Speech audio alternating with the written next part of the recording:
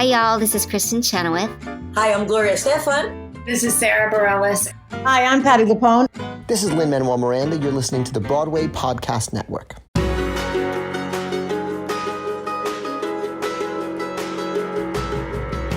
Welcome to the Theater Podcast, intimate personal conversations with the industry's biggest names. God, I say that every single time, but it never gets old. I'm your host, Alan Seals, and this episode is with Michael Maliakel, who is Aladdin in, well, you guessed it, Aladdin here on Broadway. He made his Broadway debut in the show coming out of COVID, a return to Broadway. It's just one thing after another of him having this incredible journey to realize this dream that he didn't realize until later in life that he actually had.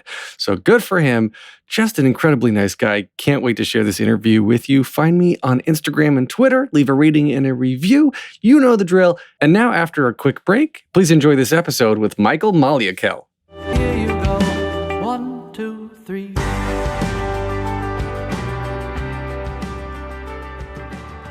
Today's guest recently made his Broadway debut as Broadway reopened after COVID, starring in the title role of Aladdin at the new Amsterdam Theatre. Additional credits on stage include the national tour of Phantom of the Opera and on TV in CBS's Bull.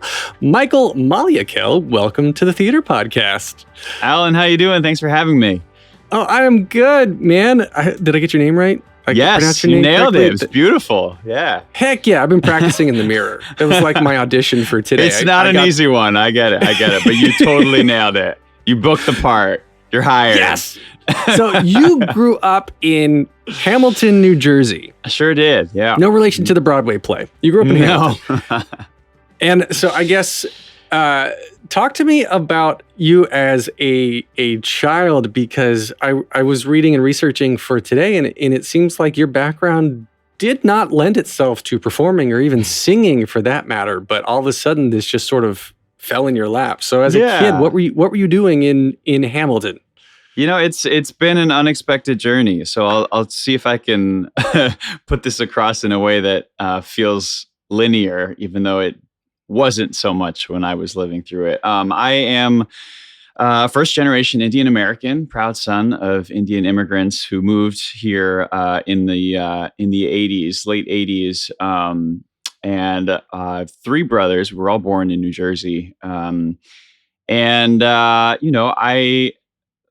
was really lucky to have parents that were very supportive of all the things. You know, we were from an early age put into, soccer, rec basketball, all the sports and music lessons. And of all the things that I started to do outside of school, the one thing that sort of captured my attention in a way that nothing else did was music. I had a dinky little keyboard that I would just spend hours in front of. And my family is Christian, is Catholic, and we grew up going to church every Sunday. And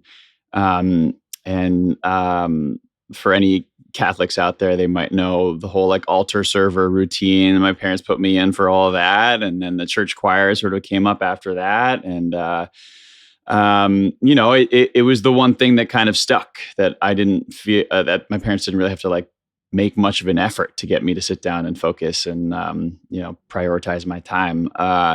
So I really took to that, and was lucky to have a couple of directors and piano teachers early on that sort of helped fuel that little seed of loving music early on. So I was sort of a music nut. Fell in love with classical music.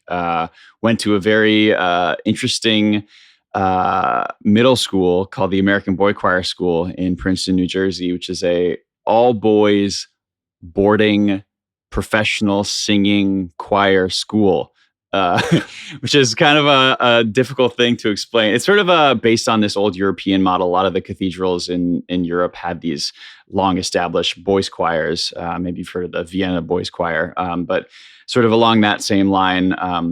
We did our schoolwork during the days, and then we had intensive music rehearsals through the rest of the afternoon, ear training, sight reading, voice work, and then of course rehearsals. And we toured the country and performed with a lot of the biggest orchestras around the world, singing mostly classical music. That was sort of my foundational introduction to music. And at age 14, when I graduated school, I thought like, oh, it's totally normal that you sing with the New York Philharmonic and, at Carnegie Hall and whatnot. These things felt like so routine and normal by the end of that. And then I went to just a regular high school back at my hometown, and and realized very quickly that was a very unique middle school experience. That was middle school. I thought it was high school. No, I was Wow. grades 5 through 8. Yeah, so that was wild. And so I had this huge bank of experience. I was a strong sight reader and loved choral music, and sort of had this strange background coming into high school. And then obviously, did all the choirs and things as I went through high school. Started taking private voice lessons my sophomore year. And then, I sort of realized that all of my friends who were all the music nerds were also doing this thing on the side, the theater program. And I was like, well, what the hell is that? My parents didn't really know much about music. Again, they supported everything that I showed an interest in. But I didn't know really what Broadway was. I think at that point I had maybe seen the Into the Woods VHS with like Bernadette Peters, that kind of iconic production. And that was sort of all I really knew about Broadway. And I didn't see my first Broadway show until I was a junior in high school. And so, when all my friends were doing theater in school, I was like, okay, I guess I'll just do that. And wandered in and did, I think my first show was Songs for a New World, that really solid, iconic Jason Robert Brown review. And I was hooked after that. And sort of, every waking moment that I wasn't in class, I was either in choir practice or taking a voice lesson or in rehearsal for the shows. And, that sort of set me down this path. It was a really academic forward high school. So a lot of the focus was, on getting into solid colleges, and the thought of a career in the performing arts was not one that I don't know any of the alumni from the school pursued, at least not that I was aware of. So I sort of assumed, this is a great fun hobby, a great way to spend my time, to spend as much time as possible with my friend group. And then, I'd go to college and become an accountant or an engineer or something along the lines of, that most of my family had become. And I was perfectly content to make that happen. And by the time I got to senior year of high school and was, coming down to the wire, deciding what I wanted to do, and I had applied and gotten into a few vocal performance programs, I sat down with my college counselor and with my parents, and it's just like, I don't really know that I want to do this forever. I mean, like, there's no one who looks like me doing it. I don't really have any role models. Like, I don't really know where I would fit in or what a career like this would look like. And to my parents who, immigrated from India and really sort of built their lives from scratch, the thought of jumping into a career that had very little, in terms of job security, and certainly in terms of examples of success that looked like me, they were like, well, maybe we don't need to put all our eggs in that one basket. Why don't you go to school, get yourself a liberal arts degree or something along those lines, and then see where it takes you from there, and keep your options open. So I did, and I ended up going to Georgetown University in DC. I joined as sort of an undeclared liberal arts major, and I did 2 years there.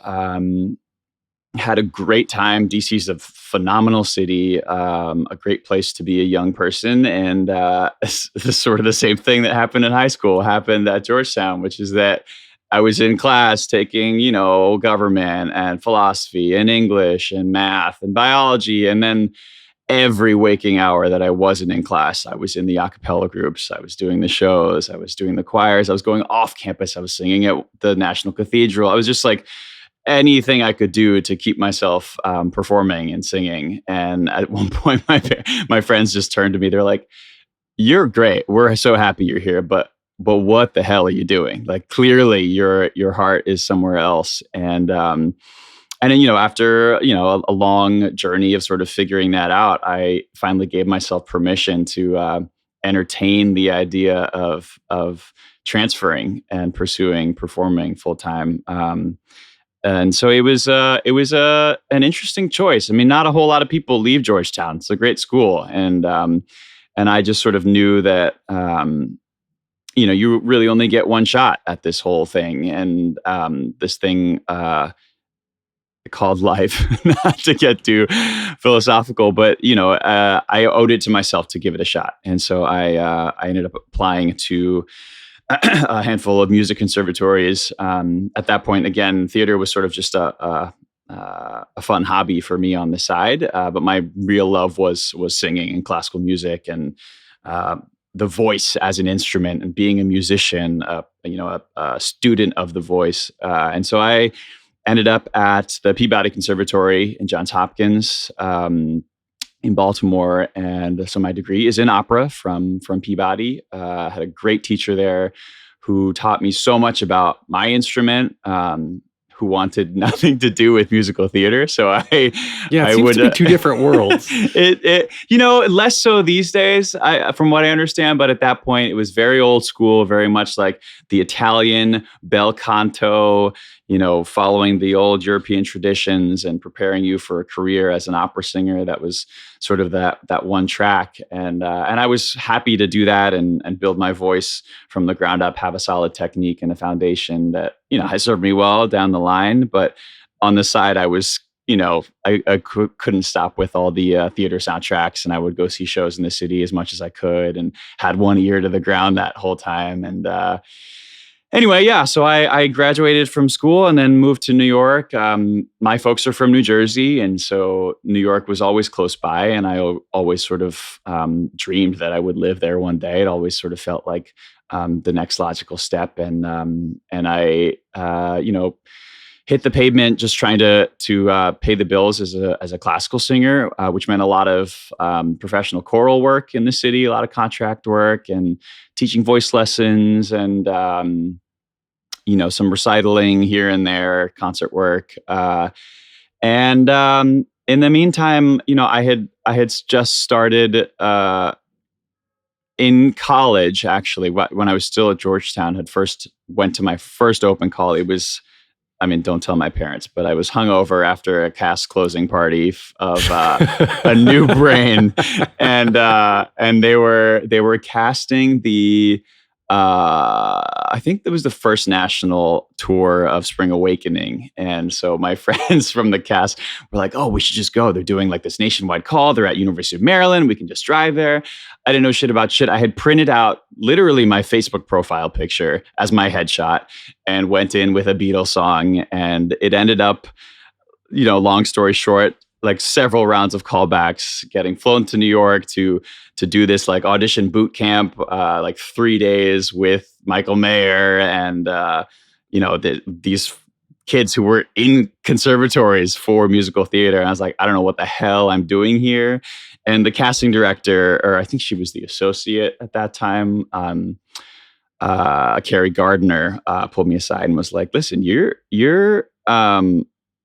pretty good. You have like the raw talent here. I think you need to sit down and figure out what it is you want, because if this is something you really want to pursue with some hard work and some polishing up, there could be a place for you here." And and that sort of planted the seed in my head that I didn't really unearth for many, many years after that. I went, like I said, to sort of pursued the opera thing for a while. And finally, when I moved to New York, I was like, well, maybe I should just like try my hat at these open calls. I was already in AGMA, the American Guild of Musical Artists, which is it's essentially the opera singers union.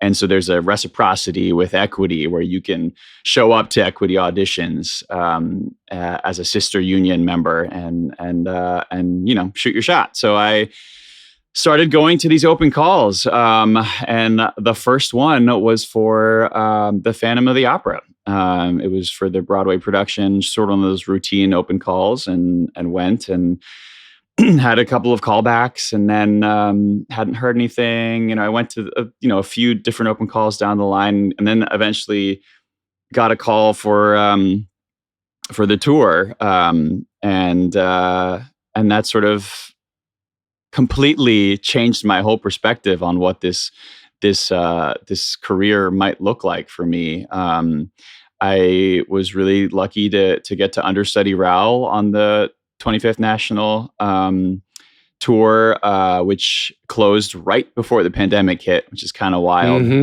We were lucky to get a proper closing party, which I'm really grateful for, because I know so and many you're still hungover. Exactly. Oh my God, it's these bags under my eyes. But yeah, it was a really sort of groundbreaking moment for me in terms of what was to come. And along the way, I was able to do some regional work, which was really exciting. I got involved in a lot of developmental work. What's interesting as an underrepresented voice in this business, especially in the pre-Hamilton era and immediately following, which is when I had first moved to New York. People weren't really looking at people like me to be in a production like the Phantom of the Opera, say, or really any of the other big mainstream shows that were out. So a lot of the work that I was getting was this sort of developmental stuff. There were new productions coming up where people were just starting to reconsider the idea of who deserves to be telling these stories, what kind of stories are worth being told. And that's sort of where I found my first footing. Workshops of new shows sort of welcomed me as a fresh face and a new perspective. Whereas some of the old, standbys, I guess they just weren't quite at a place yet to consider someone like me in leading roles. And so I sort of had to bide my time and made some great connections along the way, and learned a lot about the craft of theater, and built a great network through those developmental things in regional out of towns. And and then when Phantom happened, it just sort of took things to the next level for me. And honestly, I think it just put me on the map in terms of just some casting directors started to recognize my name a little bit more. And then, things sort of went from there. This career is by no means a straight shot. There's no real trajectory for most of us. That's sort of the norm rather than the exception. And I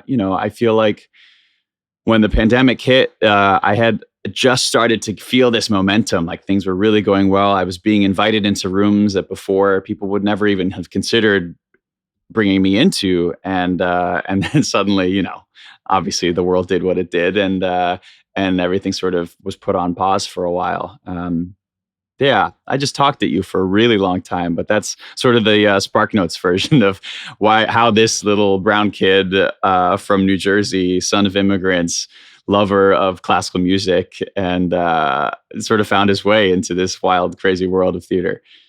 Well, that's all the time we have. Thanks. Have a great day. It's been really nice. Have a great day. There's so much you said there. Thank you for sharing. There's so much you said that I want to unpack. And I think there was a whole, the first thing is between 4th grade and 5th grade, you were getting into, or before going into the boys choir, you weren't singing, I guess there was an audition process. There was actual something that got you into this middle school that then changed your life in terms of falling in love with performance.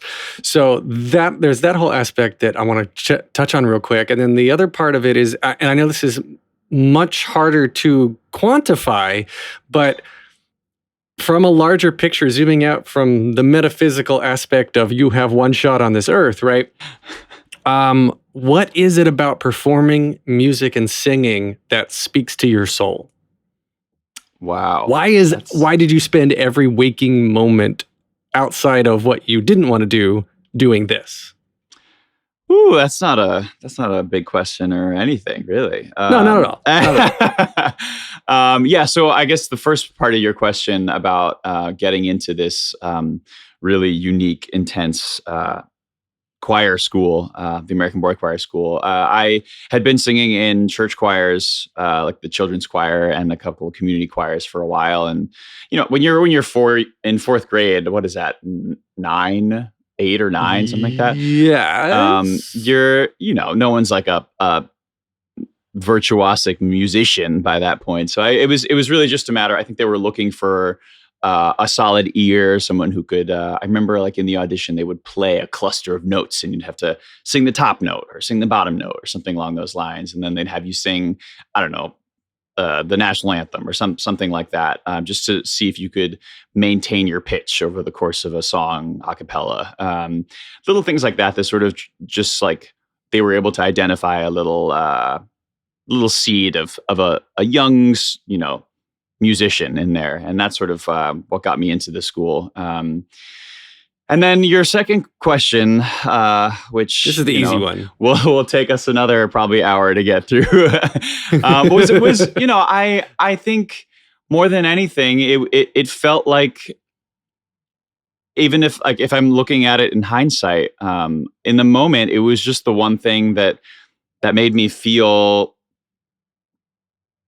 like I was contributing, like there was something that I had, that my voice mattered, that when I was singing, it felt like I was answering sort of a calling, I guess. I felt like this was it was what made me happy. It was what helped me connect with the people that I found most interesting in the world. And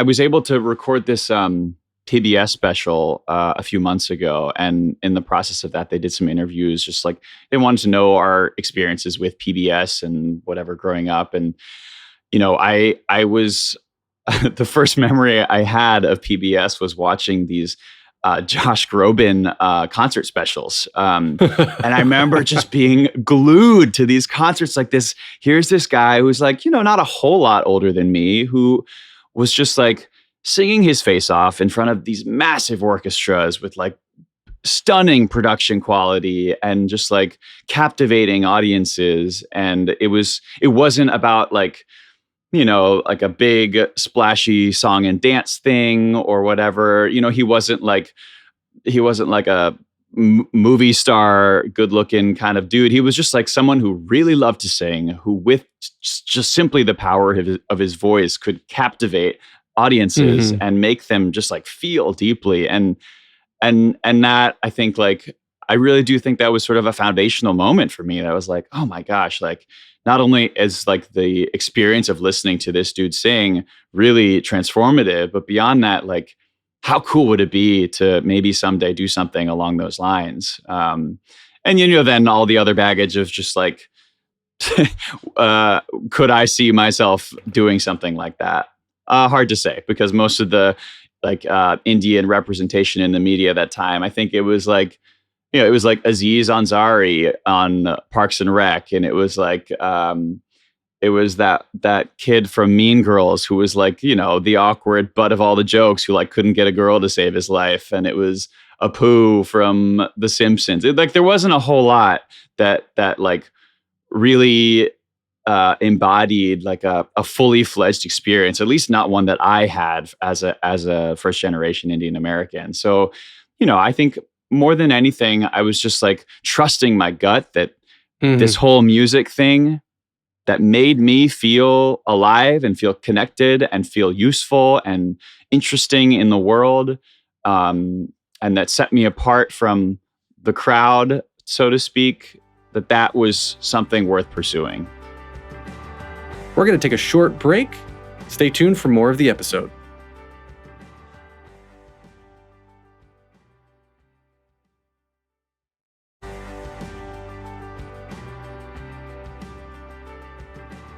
I like that you said it's sort of like a calling, right? Because it draws in, not so much in sort of a spiritual sense, but more of a friend of mine well, my co-host on my other podcast was a Chance. She says that she feels things she should be doing in her solar plexus, where things she shouldn't be doing, she feels in her back of her neck, like pulling her backwards. Mm-hmm. And so, as you're describing how you feel about singing, it's sort of it relates to me in that same sort of way. Is that when I'm performing, when I'm singing, it's this projection of energy and projection of connection, right? Like that's emanating out of my body and connecting with the people watching, and we're all traveling on this emotional journey together. And I've said this so many times in this podcast, is that's what I miss so much about the pandemic, is not sitting in a room, not being able to sit in a room of strangers and cry and laugh together. There's just something utterly cathartic about that, whether we realize it or not. And I still don't know how to quantify or describe that other than it's a tough thing to put into words, for sure. But I think at the same time, it's something that most people, that probably all people that perform, instinctively just know. Like if I were to say to someone, like, that feeling that you get, and you're right. I think the interactive and more than that, the collaborative part of it is like, you cannot understate how crucial that is. Like, I think that's what it was that really attracted me to choral singing. And then theater beyond that is like the thought of having a scene partner, or that literally the sound of your voice vibrating and those sound waves sort of meshing with the 20 other people that you're on stage with, or whatever, or even if it's just the pianist that you're collaborating with, like that aspect of interacting together and then connecting with an audience. I mean, it was just like, oh man, something just like lit up in me when that first experience happened. Yeah. There was an experiment. That was an experiment. It was just something really cool. A demonstration that a teacher of mine did once. I went to an all boys like summer choir thing when I was in high school, and what's that saying, that any civilization significantly advanced beyond our own, their technology seems like magic. So magicians back in the day were just great scientists, more or less, right? Totally. But I'll illustrate this. I bring this up because I think physics is magic. Because in the male voice, you have, if you're looking at the waveform of, you're singing a note, and then you can see on the waveform, I don't know if you know this, please stop me if you have, but you can see like very easily the fifth and the third on either end of it, right? Mm-hmm. So and you can, in female voices too, it's the same, but it's more pronounced in male voices. We just have more natural overtones. Mm-hmm. And when you get a room, so we were in this big room, it was like 100 male voices, all singing in unison. As clear as day, we could hear the fifth show up, and then we heard the third show up, because the physics of all of our voices was amplified. This music nerd physics stuff, I'm all about it. Like that hyper tuning where the overtones just sort of buzz out of nowhere. I'm obsessed. You're speaking my language. Oh, I love it. I love that stuff so much. And that to me is like, there's a fundamental knowledge, I think, that there's just not enough time. Okay, there's not enough time in the world to learn everything. And I had this conversation. With my son the other day. He's like, "Dad, why do I need to go to school? I know everything." And I said he's seven, right? Amazing. I said, "You don't know everything. There's no way anyone in the world will ever know anything." He's like, "But how is that? How can someone not know everything?" But wise kid. Wow. Right. There's I think everyone should know multiple languages. It makes you more open to everything. And I think everyone should learn to read music. Two things that I cannot do. I can only speak English, and I can't read music. I can sight read rhythmically and know intervals, but I don't know the actual music. Uh-huh. So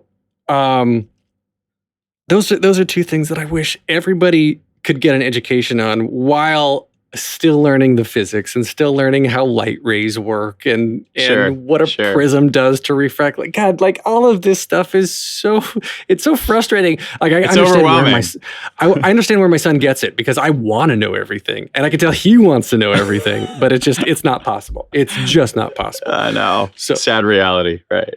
So Aladdin. Let's talk about Aladdin.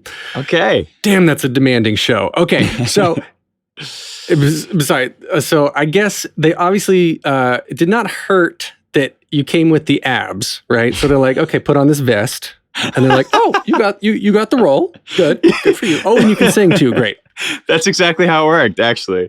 I was actually joking with my dresser the other day. I was like, along all of these, like, whatever, it was like 8 callbacks, 9 callbacks, I don't know.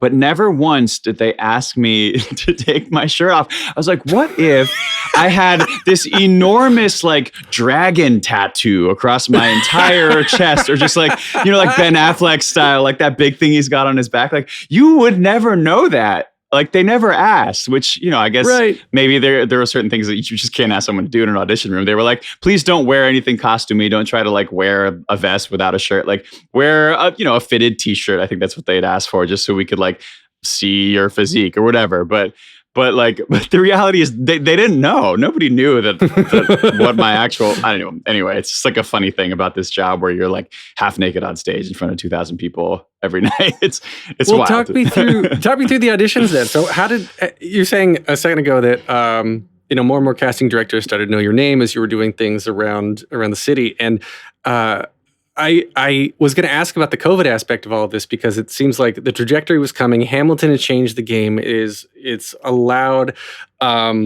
people who are not primarily Caucasian white men or Caucasians, I guess, full stop, to be in leads and not be the sidekick or the secondary character, or whatever the case is, right? So things are going great.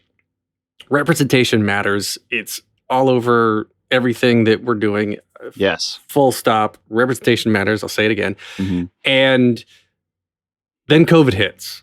And so are you like, oh, whoa, what am I doing? And then your parents are like, told you so. This industry was shit. Yeah. I mean, all of these things were very real. Yeah. I mean, I think, for the early days, I mean, we all sort of thought that this was just going to be temporary. And honestly, I had just gotten off of a tour, which was like a year after I got married. And so, like, I had barely spent that much time with my new wife. And I was just like, oh, this is kind of nice. I get to, like, actually be home and see what that's like for a while. And then, as the months sort of dragged on and it was clear that this was here to stay, the thought of pivoting and, maybe taking an online coding class or getting certified in XYZ was all sort of on the table for sure. But, I was able to get some work doing TV things once TV production started opening up again. And it was just like sort of little morsels here and there, some remote concerts and some Zoom readings of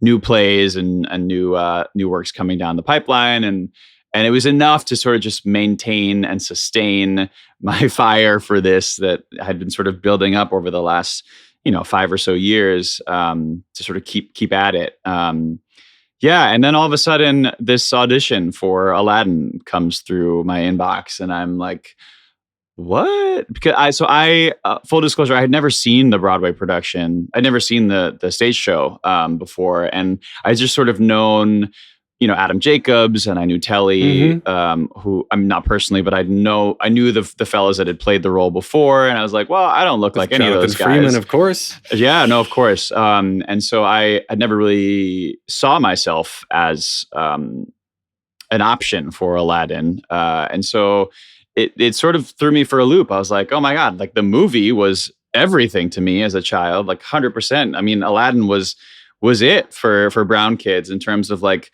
cool representation for like the guy that gets the girl that wins the day at the end of the play and is just like, he was everything. He was funny. He didn't take himself too seriously. He was charming. He had a heart of gold. It was just like all of the things when I tell you, so I have 2 brothers, an older brother and a younger brother, and we wore the hell out of that VHS. Oh my God. I mean, like all of it, like building pillow forts and pretending like we were doing the whole one jump scene and then the lunch boxes, the tidy whities, the bed sheets, like all of it. It was just the obsession was pretty unhealthy, honestly. And so to finally be invited to audition even for this role was like kind of a surreal moment. And I had sung a whole new world, drunkenly at karaoke, probably 1,000 times. And finally they were like, let's sing it in an audition in front of freaking Casey Nicola and Disney theatrical. So it's just like surreal, totally surreal. And I'd sort of figured, I'm 6'4", and most of the other boys that had played the role before were all, not 6'4", I guess. And this is a very image-driven business. That's no secret. So I just sort of, for all of those reasons, never really thought that Aladdin was in the cards for me. But ended up submitting this initial tape because it was, one of 30 other tapes that I was submitting at that time. All these freaking self-tapes. My God, the recording these things in your bedroom, like what a horrible thing, honestly. But so I sang "Proud of Your Boy" and recorded a couple of scenes with my wife as Jasmine, which is great. When was this in terms of reopening fall of 2021, right? So when were you doing all these auditions? I got my first appointment, I want to say in like June, maybe. Oh, wow. So not that far away. Okay, go on. No, it all happened, I guess, relatively quickly in the scheme of the pandemic. But yeah, so submitted that first tape, and then I think they asked for another tape with some other things, and then my first musical Zoom audition, which that's a whole can of worms. But all of these things sort of just like, I was like, okay, once they finally get me in a room, they're gonna tell me I'm too tall. Like I know that's gonna happen. And it's one thing on Zoom where you're just in a box, right? And it's like chest up and you're like, oh yeah, I can play this. Great. And then finally, I think Aladdin's final callbacks were probably one of the first in-person auditions. We all had to like prove vaccination and all of that. It was sometime in, July maybe, or like late June. And yeah, it was surreal to be able to get back in a room. And honestly, I think like just the excitement of being able to do it in a room in front of a table full of people, sort of distracted me from any kind of nerves I had.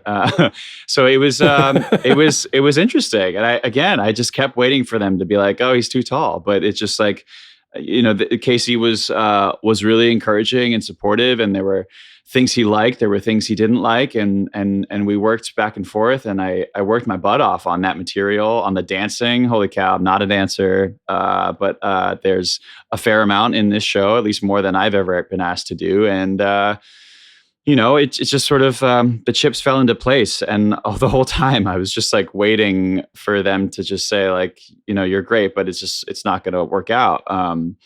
And you're going to hit your head on all the drops. Sorry, you're not going to fit on the carpet, whatever, all that stuff. And when I finally got the call that it was happening, I just sort of like, I remember I was at home with my wife and our dog, and I sort of just like crumpled on the floor in a pile. And my wife was like, did you, what? And then she crumpled on the floor. And then our dog was like, oh my God, the humans are freaking out. What is going on?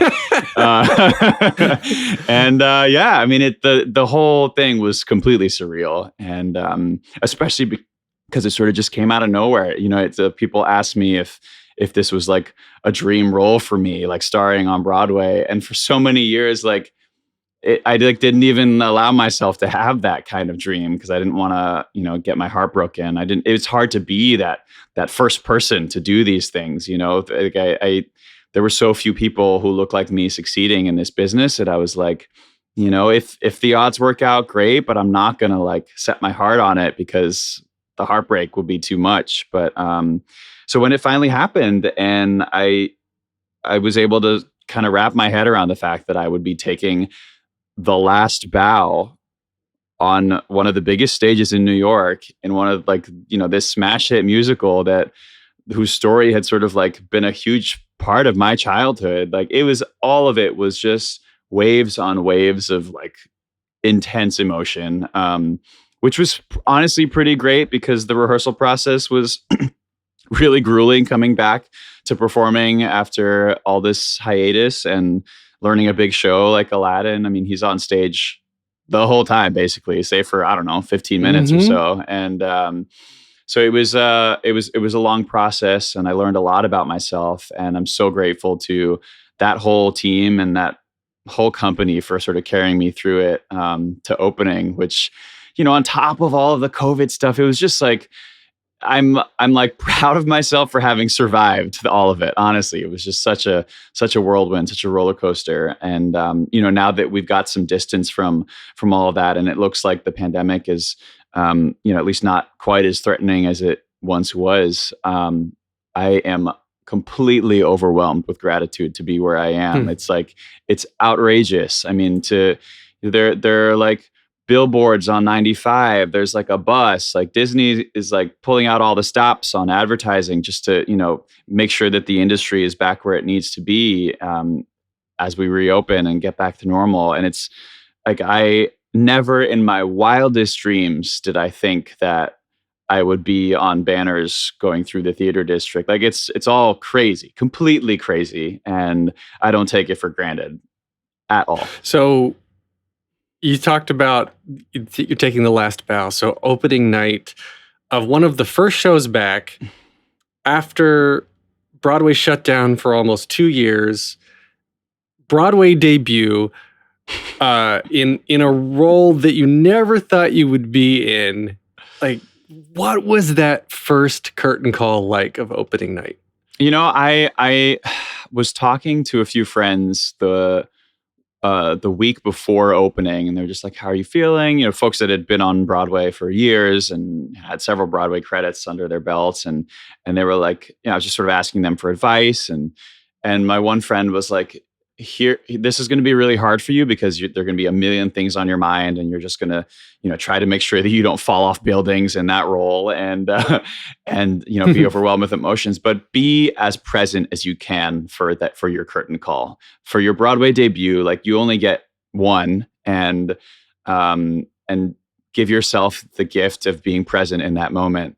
And, I will say honestly that the majority of that first show was a total blur, just sort of riding the wave and trusting my body to do what we had rehearsed to do for those 4 weeks before. But right before I came out for that bow, Genie and Aladdin have a little moment in the wings, basically across the stage from each other.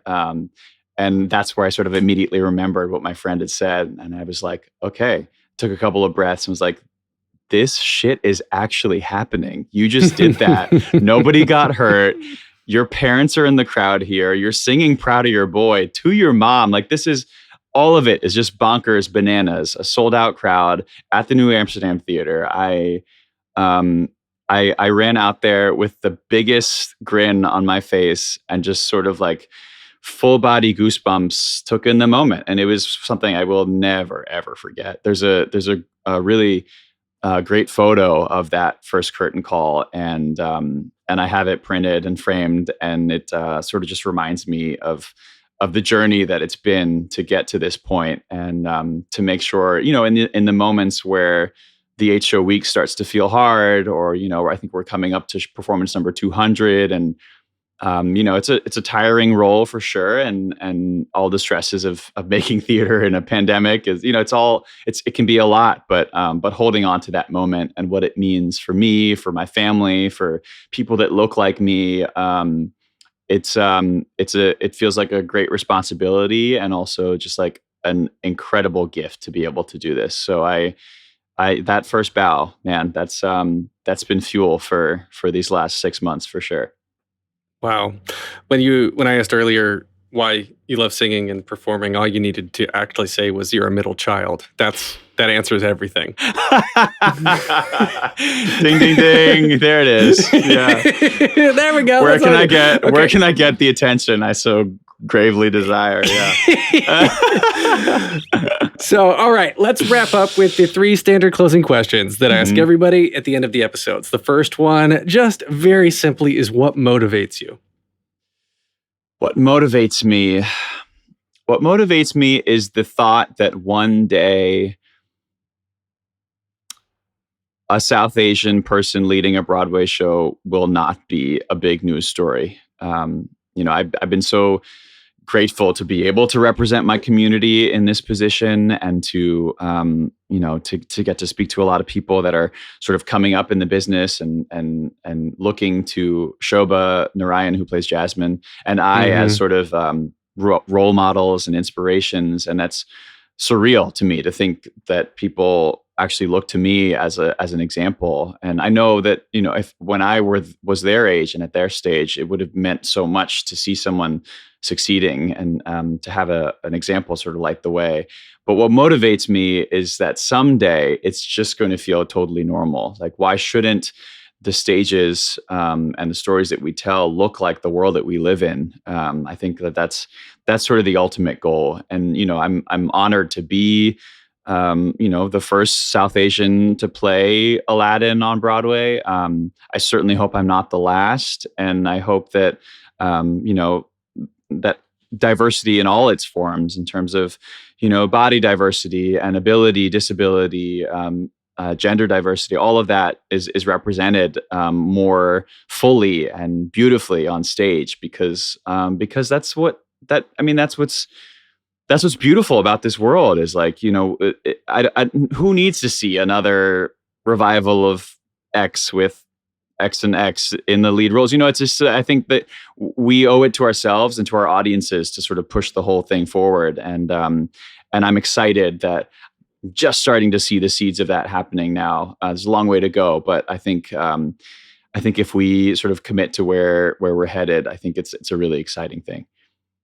Wonderful. Okay, so what advice would you give to your younger self and younger people listening now, starting out down a similar path? Oh man, I would say,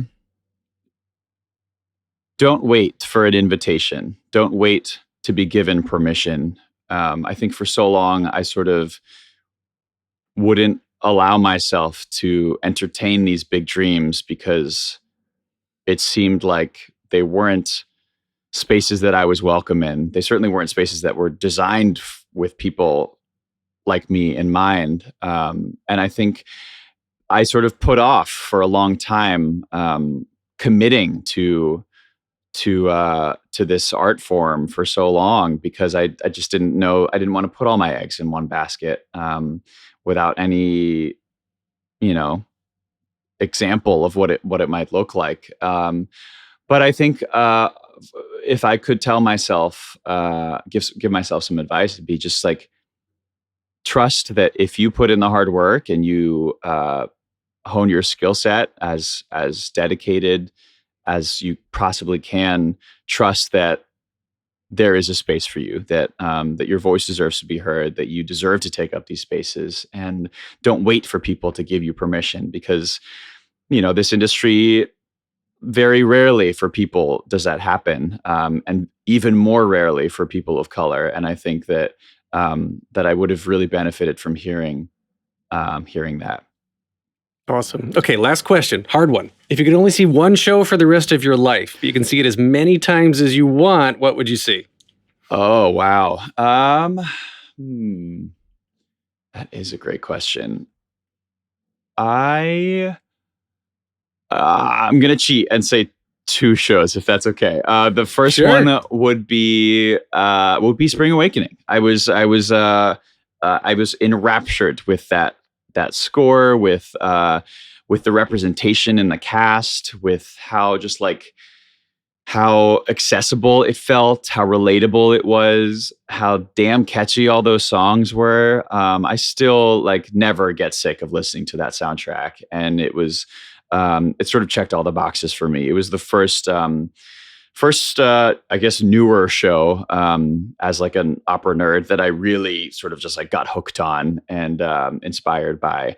The second would be The Bridges of Madison County, which I think still is the only show that I've paid a full ticket price to go see more than once. I think I saw it 3 times. I was fully obsessed with the singing in that show. It's sort of just ignited whatever spark of the little singing nerd in me to hear these two phenomenally talented titans in our business just sing their faces off for 2 hours. I I would always skip through the sort of honky tonk country stuff on the soundtrack, but Kelly and Steven, holy moly, every single note was so virtuosic and committed and like just like technique driven, but also so emotionally connected.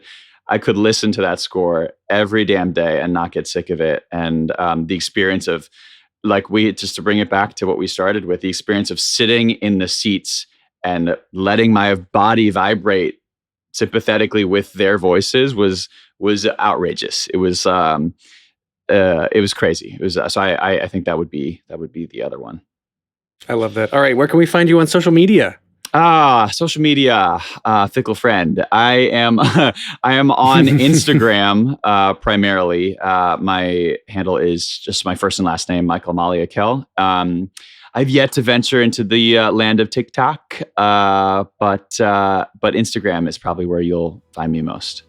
Awesome. You can get more of me at thetheaterpodcast.com. I'm on Instagram and Twitter, not TikTok. Well, I am on TikTok. I just haven't posted anything. But I'm on Instagram and Twitter, theater_podcast. Leave a rating and a review wherever you're listening now. This has been edited by Well-Rounded Hoodlum Productions. Thank you to Jukebox the Ghost for the intro and outro music. And Michael, thank you so much for the chat. This has been really fun. You're the best. This was so fun. Thanks for having me.